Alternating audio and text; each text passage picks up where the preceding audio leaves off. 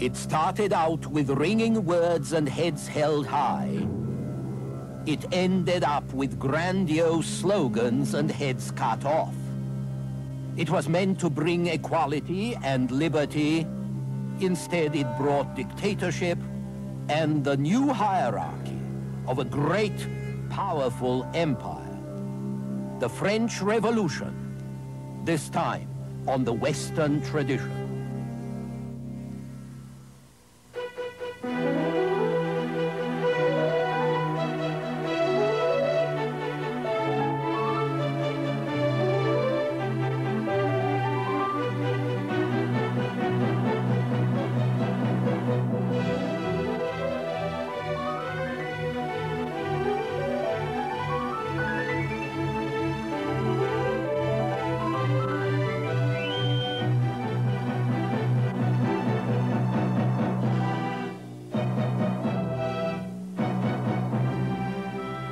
And now, UCLA professor Eugene Weber's continuing journey through the history of Western civilization. As we saw in our last program, the first years of the French Revolution were a fascinating time because everything seemed possible. An English poet, just 21 years old, William Wordsworth, goes to France in 1791. He falls in love with a young woman. He falls in love, with France, with a revolution, and this is what he has to say about it. Bliss was it in that dawn to be alive, but to be young was very heaven. O times in which the meager, stale, forbidding ways of custom, law, and statute took at once the attraction of a country in romance. It was a fairy tale, a land of romance. But there was more than romance. There was enlightenment in action. There was history on the march. The revolution perfected what generations of kings and royal ministers had worked so hard to achieve and never managed to achieve. The revolution centralized France. It abolished particular laws, particular privileges, particular servitudes. No more different institutions in different provinces, no more internal customs barriers between provinces that hamper the circulation of people and goods. The revolution establishes one law, one court system, one administration, one bureaucracy, one set of rights and duties for all the French, which really means for all Frenchmen, because Roman precedent didn't give women much status. So at last, with some mitigations, reason was in power, or so it seemed. Reason gave France a constitution. It introduced representative government and universal suffrage, that is, universal male suffrage. It abolished the old provinces and divided the country into new areas called departments of reasonable size, with reasonable names like Loiret and Basse-Pyrénées, taken from a local river or mountain range. The revolution abolished the old system of weights and measures, which wasn't a system at all, but a jungle of different local measures. It introduced the metric system from the Greek word for measure. It created a new calendar with new months with wonderful names like Floréal and Thermidor and Fructidor, evocative of nature and of productive activities. And it replaced the 7-day week with 10-day periods, decades, so workers would only waste 3 days of rest a month instead of 4. It abolished the local languages and dialects like Flemish, Breton, Basque, and replaced them with one national language, French, which would be taught in schools to all children, not just to a privileged few. and it decreed that careers from now on would depend not on birth, but on talent, on a person's capacity and performance and merit. Unfortunately, most of these wonderful reforms remained on paper. Universal suffrage, public education, the generalization of the French language and of the metric system were all going to wait another 100 years. The reforms that did work, however, caused a great deal of trouble. Careers, at least for a while and up to a point, did open to talent, and that, of course, caused a good deal of friction. Even more troubles was the problem of religious reform. Although the revolution didn't move against religion as such, you notice that Sunday disappeared from the new calendar, and people were also encouraged to abandon reactionary names of saints, of kings, to replace them with progressive names of heroes or of useful things, names like Brutus, Gracchus, Hector, or else cabbage, dandelion, carrot. And one of my colleagues has remarked that revolutionary names read rather like a seed catalogue. Moreover, the revolution represented religious tolerance. It removed restrictions against outcasts like actors or public executioners. More important, it emancipated Protestants, it emancipated Jews. Everybody was free to practice what religion they pleased, provided it didn't threaten the state. And that was hardly acceptable to good Catholics. What was much worse from the Catholic point of view was that the new state wanted to control the clergy even more than the old state had done. It confiscated church property and it put the clergy on salary, so priests became public employees. They had to swear a loyalty oath. They had to serve the state and not the Pope. And that was going to cause big trouble. The Pope forbade the clergy to swear allegiance to the state and the Constitution.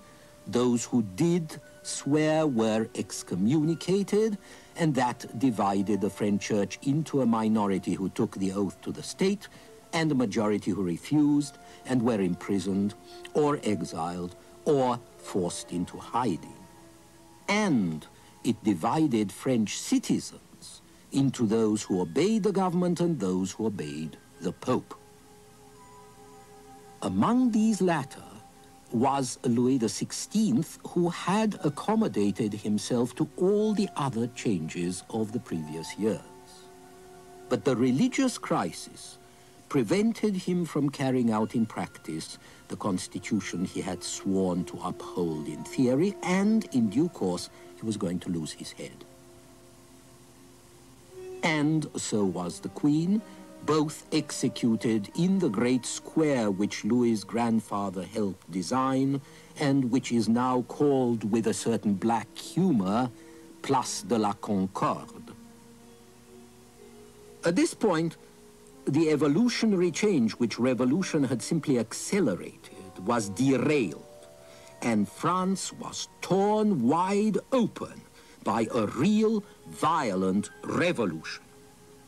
The monarchy was done away with, the liberal constitution was jettisoned, dictatorship and terror took over. Where the first stage of the revolution had been liberal and not very violent, the second stage, which began around 1792, was illiberal, attempting to impose things on France that France wasn't prepared for. So it had to use force, and it had to use terror. Political freedom had to be protected by dictatorship. The revolution said that it stood for liberty and equality. But liberty and equality are very hard to reconcile because the exercise of liberty aggravates natural inequalities.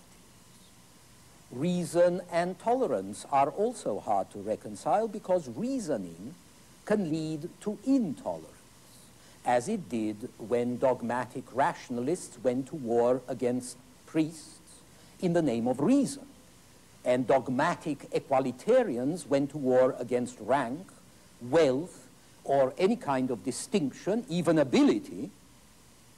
So liberty and equality became victims of a revolution that was carried out in their name. The guillotine was an apt symbol for the situation in which well-meaning enthusiasts set out, as one of them said, to force people to be free. Remember, however, that no one set out deliberately to make life hell. The terror, as it was called, was the use of force or legal violence in order to make the world a better place. So it killed a few thousand people by execution, then it killed a few 100,000 in the civil wars it set off. And it also laid down such basic traditions for the future as fixed prices, which drove goods and especially food out of the market, a paper currency that quickly lost its value and gave paper money a bad name in France for the next 100 years, a police state to enforce its decrees and stifle criticism, a police state much tighter than the Inquisition ever managed to impose, and finally, recourse to foreign war in order to solve insoluble problems at home. France had to face what looked like the threat of reactionary foreign powers. In 1792, France mobilized an army of volunteers to fight Prussia and Austria. In 1793, the revolutionary government declared war on England, Holland, and Spain, all in 1 month. On the other hand, the revolution had turned the country into a nation. It had declared that the French, who had been merely subjects of their king, were now citizens of a sovereign state, equal shareholders in the nation. That was a good thing, and it was going to pay dividends in the future. It meant that the sovereignty of the people was much more powerful and much more encroaching than the sovereignty of the king had ever been. It meant that the government which represented that sovereignty could raise more taxes than any king had ever done, and it meant that the state could mobilize not just the money of its citizens, but their bodies too. This is a French army recruitment post. Now, conscription wasn't new in Europe. The Swedes had used a sort of draft in the 30 Years' War, and Louis XIV's great war minister, Louvois, had tried to introduce it in France, although he had to drop the idea because of too much opposition. Then, Prussia perfected its system of regular military service for all healthy males, along with a reserve and with plans for general mobilization, which is how Prussia survived and prospered through the 18th century. By 1789, it kept nearly 200,000 men under arms, where the King of France could only manage 180,000, even though France was so much larger. And Prussia's 200,000 soldiers cost her just 1/3 of what France's smaller army cost. But by 1792, 3 years into the revolution, the French had gone to war with most of Europe, and they had requisitioned their own population en masse. By 1794, the French army was nearly 1 million strong, 5 times more than it had been 3 years before, and a new era had opened in military history, which we can fairly call the gunfodder era. The basic military formation of the old regime was the thin file of highly trained soldiers, 1, 2, 3 ranks. The basic military formation of the new regime would be the column, a massive thing well adapted to a lot of ill-trained conscripts who have to be kept together under fire. It was all very understandable, but the fact remains that no general of the old regime would have dreamed to throw his men in heavy columns like this under the enemy fire. The thin file did not produce decisive results, but it spared the men and the men were hard to get, and they were expensive to recruit, expensive to train. But the generals of the revolution, and later of the empire, spent their men without counting the losses. They knew that the state could always get more for them because it saw the whole French nation as a reservoir, and the reservoir was free. It's possible that the large-scale massacres which followed were connected with a revival of the idea of total war, an idea that the 18th century had forgotten. The difficulties of 1793 brought about not only the mobilization of men, but also, as you've heard, the mobilization of civilians of all ages and sexes, and the attempt to control national resources in a way that had never been seen before. The difference between the total war which the French invented rather casually in the 1790s and the total war which we dread today in the 1980s, though it's very great, is only a matter of degree. And once again, we are faced with this curious paradox that something which started so hopefully and with such excellent intentions as the French Revolution did should produce such extraordinary and terrifying results. The victories of revolutionary generals, for example, were facilitated by the fact that they abandoned all the accepted rules and inhibitions and conventions of warfare as warfare had been conceived in the 18th century. And that made warfare much, much worse. The destructive wars of the 17th century had led to the devising of a system of limited warfare in the 18th century, formalizing the conduct of war, limiting its destructiveness both for soldiers and for civilians. But the French generals now abandoned this. First, because of necessity. They were fighting everybody at once, and they didn't have time for niceties. Second, because they didn't care about the established order, about the established code. They violated borders, they fomented revolutions, they lived off the country, and they moved much faster. They ignored all the nice, comfortable conventions, and so they reintroduced the old, ruthless practices into current use. And eventually their enemies would adopt them too. The French saw themselves engaged in a great world struggle for the liberation of peoples from the yoke of dynastic tyrannies. They pledged war to the castles, peace to the cottages, war against the oppressors for the oppressed. They declared that they would assist every people that wanted to be free. Depending on how you look at it, this was a blank check for rebellion or an imperialistic provocation against the other powers of Europe.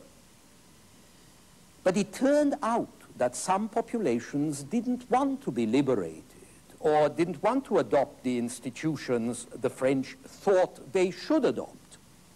Such people had to be freed of their inhibitions. They needed French guides and commissars and occupiers to teach them to be free, just as the French themselves had had to be taught. And so here you had the ideology and the practice of national revolution, in which revolutionary disorder became revolutionary dictatorship, and wars of national liberation became wars of national imperialism. Another instance of how the revolution perfected what generations of French kings had worked for but had never accomplished. All this culminated under the leadership of a dictator of genius, a great general, and a great administrator, Napoleon Bonaparte. Napoleon began his career as an artillery officer just on the eve of the revolution, and just in time to take advantage of the opportunities that the revolution and its wars held out. His rise was meteoric. At 24 in 1793, he's already a general. In 1795 and 96, he crushes the Austrian and Sardinian armies, and before long, all of Italy and Switzerland had fallen under French domination as well. In 1799, at 30 years old, he is the most powerful man in France. He issues a new constitution. Essentially, he imposes one-man rule, and by 1804, he has crowned himself emperor. Napoleon tried to emulate Alexander the Great, and he almost succeeded. Under his rule, the French conquered or dominated Europe from the Baltic to the Adriatic. For a few years, there were French kings or princes in Madrid and Naples and Dubrovnik and Stockholm and Münster and Florence. France ruled the continent, while England ruled the waves. And this empire only fell to pieces when the French overextended themselves and invaded Russia, after which Napoleon was defeated, more by the Russian winter than by his enemies. But Napoleon was also the last and greatest of the enlightened despots. Great general that he was, his greatest work was the Civil Code, which we now know as the Napoleonic Code, a set of laws that gave permanent form to the gains of the revolution: individual liberty, freedom to work, freedom of conscience, equality before the law.